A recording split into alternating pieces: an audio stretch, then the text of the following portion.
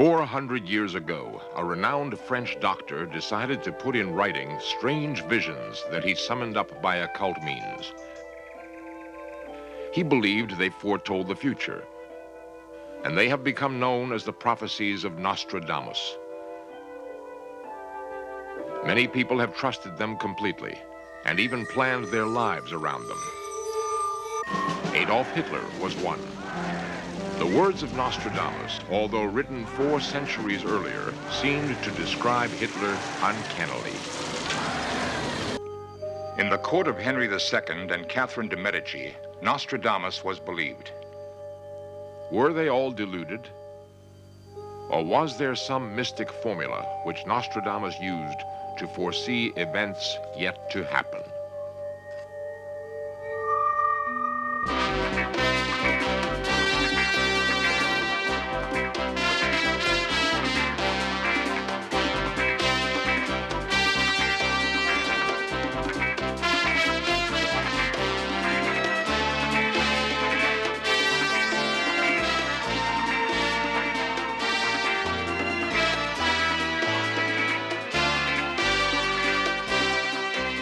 This series presents information based in part on theory and conjecture.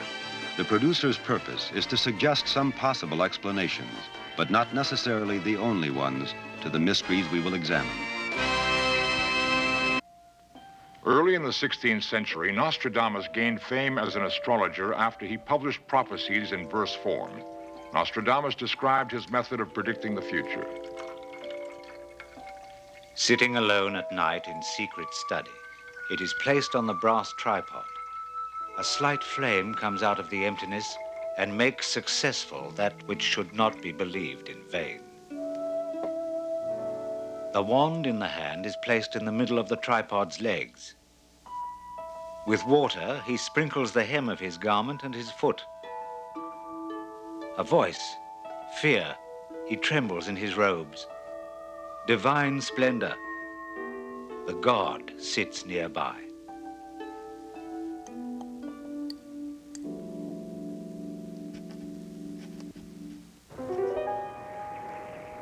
Since the beginning of history, advice has been sought from prophets who foretold disasters yet to come. Mankind's belief in free will and control of our own destiny sits uneasily with a suspicion that catastrophes, natural and man-made, are in some way preordained.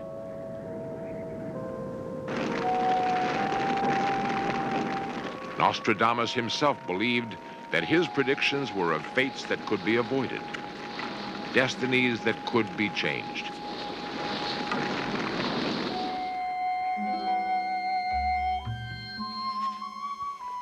He never doubted that he was genuinely seeing the future. He chose to write his prophecies in what are known as quatrains, 4-lined rhyming verse in the Provençal dialect of southern France, which was his home. It was the time of the Inquisition, when men and women were burned for lesser heresies than the one he practiced. So he deliberately disguised and confused the quatrains, using anagrams, Latin and Greek. Specific dates are rare. Even so, his verses evoke vivid images of calamities on earth. At sunrise, a great fire will be seen, noise and light extending towards the north. Within the globe, death and cries are heard, death awaiting them through weapons, fire and famine.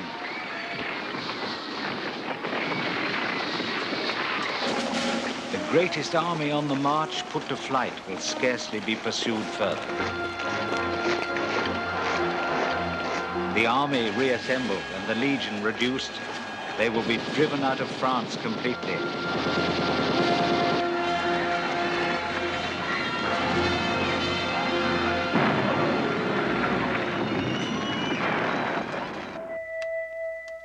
He organized his quatrains in groups of 100 called centuries. Nearly 1,000 predictions have come down to us. His fame spread with extraordinary speed after publication of the first volume in 1555. At the court of Henry II and Catherine de' Medici, they were read avidly. One was of particular interest because it was thought to predict the manner of the king's death. The young lion will overcome the older one in a field of combat in a single fight. He will pierce his eyes in their golden cage. 2 wounds in one, then he dies a cruel death. An Italian prophet had already warned Henry II that both the beginning and end of his reign would be marked by a duel. The first duel had been fought without injury, and now it was thought that the king's jousting days were over. But the occasion of a double royal wedding of his sister and his daughter to foreign nobility proved too much of a temptation.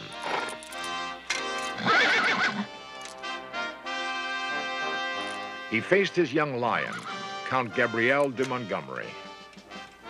The young lion will overcome the older one in a field of combat in a single fight.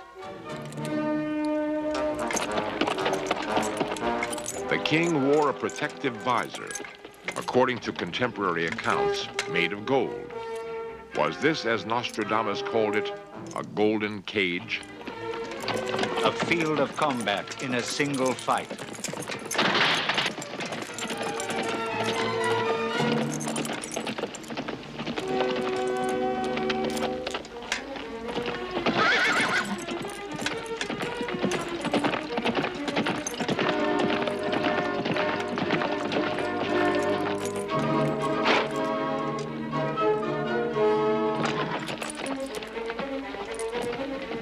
The 2 horsemen raced towards each other.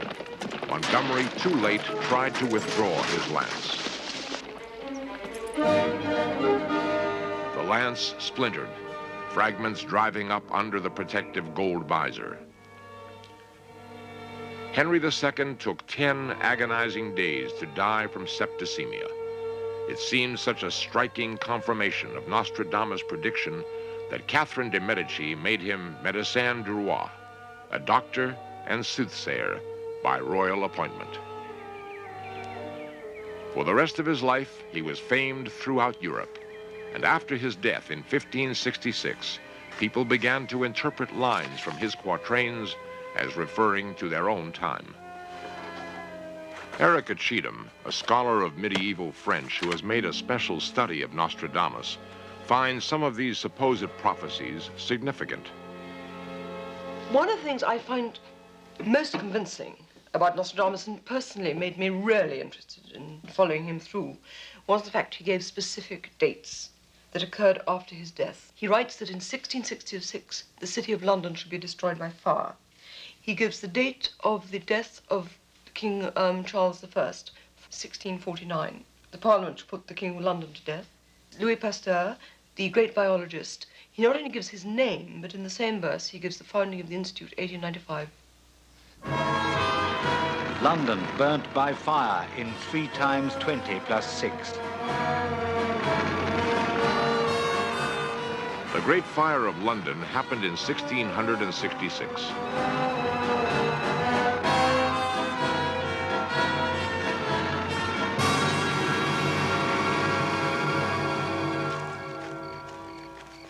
The French Revolution in 1791. By night he will come through the forest, 2 partners, in a roundabout way. The Queen, the White Stone. The Monk King, dressed in grey at Varennes. Marie Antoinette, her hair turned white through shock, escaped with Louis XVI secretly through the town of Varennes. For not wanting to consent to the divorce, which then will be recognized as unworthy, the king of the islands will be forced to flee, and one put in his place who has no sign of kingship. King Edward VII of Britain abdicated because of his love of Mrs. Simpson and spent the rest of his life in exile. His brother George, who never expected nor wanted to become king, ruled in his place. But for those who see Nostradamus as having an outstanding prophetic gift, 2 names are always put forward: Napoleon, Hitler. Both names, if they were truly foreseen by Nostradamus, were disguised or coded. Napoleon was written as an anagram. Pau, Ne, Laurent. Juggle these around, and they become Napoleon Roy, Napoleon the King. Napoleon, after his defeat at Waterloo, was exiled on the tiny island of Elba. After his escape and his victorious 100 days, a new empire began to grow for him. Stained with murder and enormous adulteries, the great enemy of all mankind, he will be worse than his ancestors, uncles and fathers, in steel, fire and water, bloody and inhuman.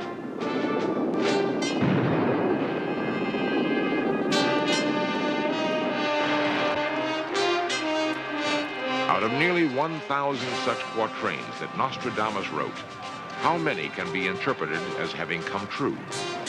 Scholars such as Erica Cheatham think the proportion is very high. In my opinion, I think perhaps 73% is a rough average of what has come true, but remember that does cover a span of 400 years.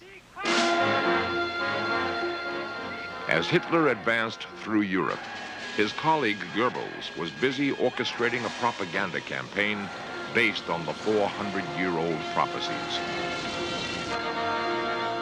True or not, they were to have an effect on the strategy of the Second World War.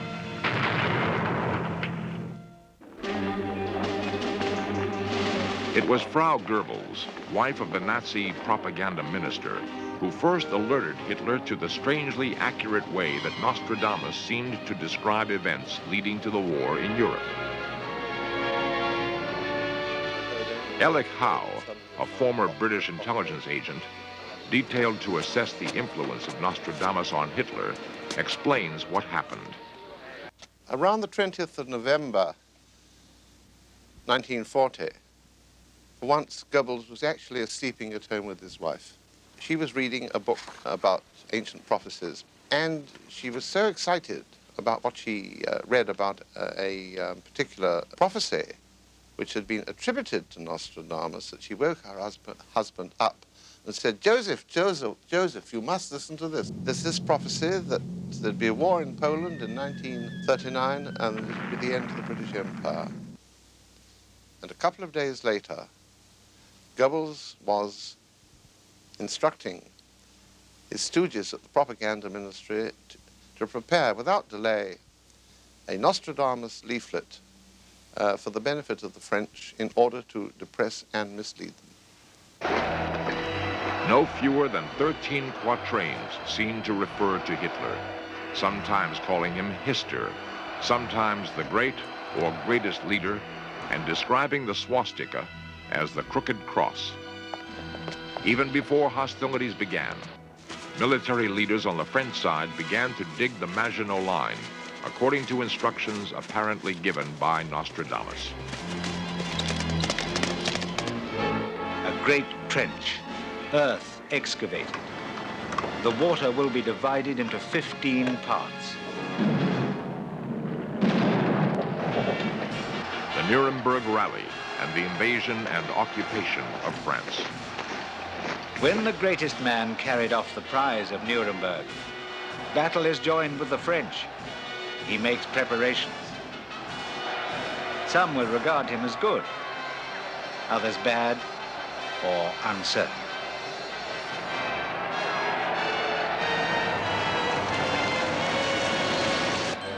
Italy and the pact with Mussolini.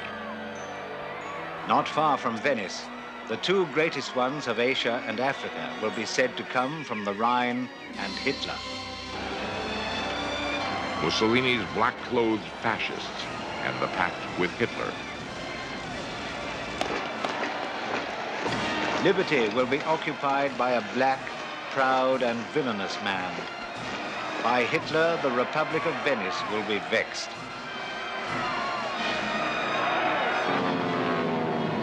Aerial warfare and the Battle of Britain. He will use thunderbolts, so many in such an array.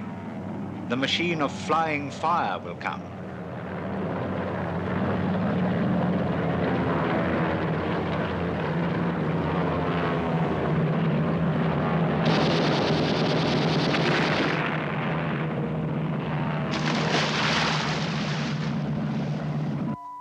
A skeptic would call these quatrains obscure and irrelevant. And was Nostradamus genuinely foreseeing a swastika when he wrote the following? The great pontiff by the warlike party who will subjugate the borders of the Danube. The cross pursued by hook or crook. Captives, gold, jewels, more than 100,000 rubies. And are even the references by name to Napoleon and Hitler as accurate as they first appear? Author John Sladek does not think so. There are hundreds of Napoleon quatrains in the prophecies, mainly because I think the 19th century French scholars kept going over and over Nostradamus and digging out anything that could be anything to do with Napoleon. But the one I noticed particularly is supposed to have an anagram of Napoleon, which is P-A-U N-A-Y-L-O-R-O-N. If anybody can make Napoleon out of this, they're a pretty good mystic themselves. In fact, it could be an anagram of just about anything. It could be an anagram of your pal Anon. There are a number of predictions which refer to something or someone called Hister, H-I-S-T-E-R. And this is usually taken by the Nostradamus believers as Hitler. But in fact, it was a reference to the Danube River, which was called the Easter River in Nostradamus' time. It is said in defense of Nostradamus that he made his prophecies deliberately obscure in order to escape the charges of heresy and witchcraft. Moreover, if it is possible to look into the future, everyone in history who has attempted to do so has said that the picture is uncertain and indistinct, as if they are permitted only glimpses of what might be. Self-fulfilling prophecy. Ron Warmoth, modern psychic, often consulted by the business community, explains foretelling the future. And the true psychic part, or precognitive part, which is being able to sort of see around the bend in the river, as Einstein put it, is relatively rare in that sense where it's completely without any sort of an input. I do believe that, that we can prevent future events. I'm not a fatalist. I happen to believe that we do have free choice. And I feel that being forewarned is being forearmed, which means that if a psychic tells you something that's negative, you can change it. If the Nostradamus predictions come true in our lifetime, might they help to establish his authenticity? They speak of actions begun by a man in France leading to a crisis in Persia, the land now called Iran. It was indeed in France that the Ayatollah Khomeini lived in exile before returning to take over from the Shah. Erica Cheatham finds this completely convincing. When I wrote it initially, I said that this particular prediction was rubbish. It's in number 70 in Century 1. It talks of a man in a turban who shall sit in France plotting the downfall of the Emperor of Persia. Unbelievable. Another quatrain can be taken to predict that the Prince of England will marry and that he will be the last prince on the English throne. Lastly, he seems, according to Erica Cheatham, to speak of the San Andreas Fault. A great earthquake. He gives an astrological date, the sun in 20 degrees of Taurus, which means May the 10th.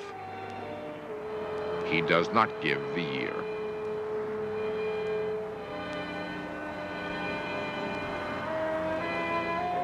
The overthrow of Ayatollah Khomeini, the last king of England, the eruption of the San Andreas earthquake on May the 10th. If all these happened, would it be just coincidence?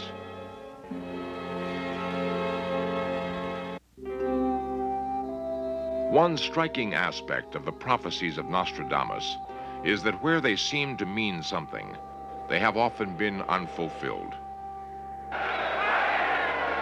Hitler saw himself as the conqueror of Europe and Russia. Neither Nostradamus nor any of his astrologers foresaw his downfall. Napoleon believed he would win at Waterloo, as predicted by Nostradamus. He lost. There's certain quatrains which were taken to mean the French Revolution, and then were taken to mean the Napoleonic Wars, and then were taken to mean the First World War, and then were taken to mean the Second World War. So I don't suppose anything that's that vague really is of any value at all as far as predictive power. So far, a lot of the things he said have come true, or there has been accuracy there, because I believe he did predict the Second World War. He's predicted also to do with the massacre of the Jewish race. He also predicted a great deal to do with Hitler. He also predicted a lot of our problems we have with Russia, and many different things, and he has been very accurate. I mean, I think it has to speak for itself. In the end, perhaps most prophecies mean just what the listener intends them to mean. Possibly those rare, true glimpses of the future that some people seem to have are half coincidence and half foresight. Perhaps they owe as much to self-fulfillment as to the supernatural. We cannot be sure.